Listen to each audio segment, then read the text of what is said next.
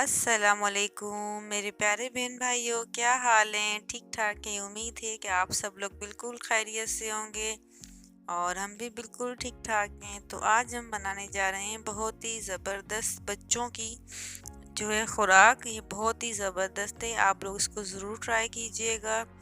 तो इसके लिए मुझे चाहिए एक अदद जो है देसी अंडा और दूध, तो हस्बे ज़रूरत जितना आपको चाहिए इस चीज़ को बनाने के लिए। और एक पूरा बॉईल किया हुआ मुझे चाहिए देसी अंडा। तो फिर मैंने क्या किया, इसको अच्छे से बॉईल कर लिया। जो है देसी अंडे को, फार्मी अंडा नहीं चाहिए, क्योंकि इस जो खुराक की असल जो चीज़ है वो है ही देसी अंडे के साथ।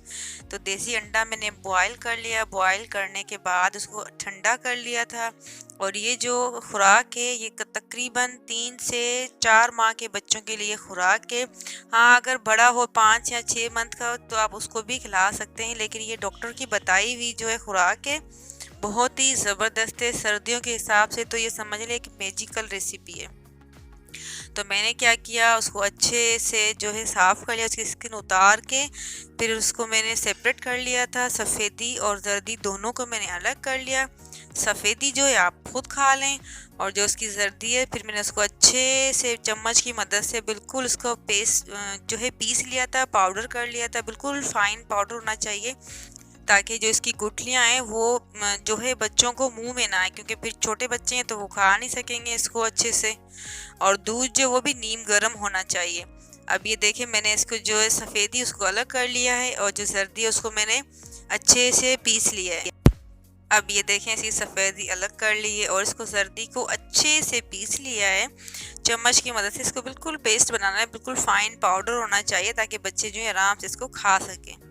अब मैं जो है इसके अंदर जो जितना मुझे ज़रूरत होगी मैं उसके उतने हिसाब से इसके अंदर दूध डालूंगी। बस मुझे पेस्ट बनाना है इसका, और पेस्ट बना के और फिर जितने चम्मच आपको दूध चाहिए तो आप उसके अंदर इस्तेमाल करके इसको अच्छा सा बिल्कुल स्मूथ सा पेस्ट बना लें।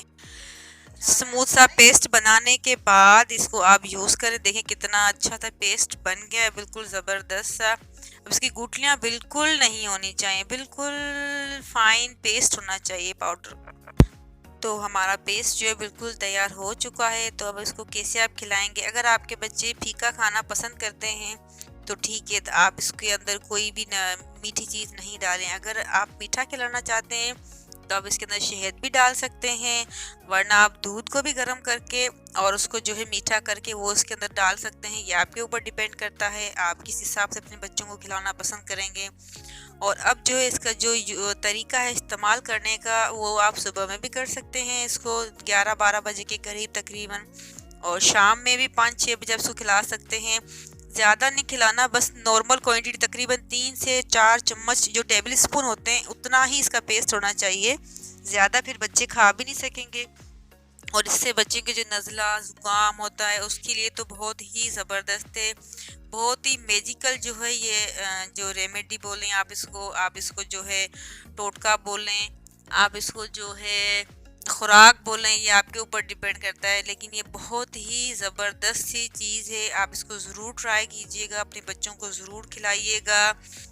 और ये जो रेमेडी है, ये जो खुराक है, ये 3 से 4 माह के बच्चों से लेकर 4 साल के बच्चों तक आप इसको खिला सकते हैं।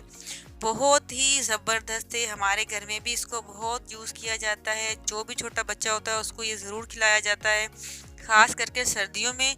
ये रेमेडी सिर्फ आप सर्दियों में ही इस्तेमाल कीजिएगा, इसको गर्मियों में हरगिज़ इस्तेमाल ना करें, क्योंकि फिर इसके फिर साइड इफ़ेक्ट्स दूसरे होते हैं। तो इससे आप जो है परहेज़ करें।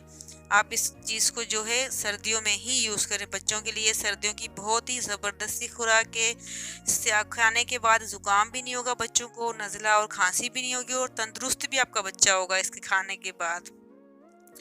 तो उम्मीद है कि आप लोगों को मेरी ये जो टोटका है या रेमेडी है या ये खुराक जो है बहुत ही पसंद आई होगी, और मुझे अपनी दुआओं में याद रखिएगा। अल्लाह हाफिज़।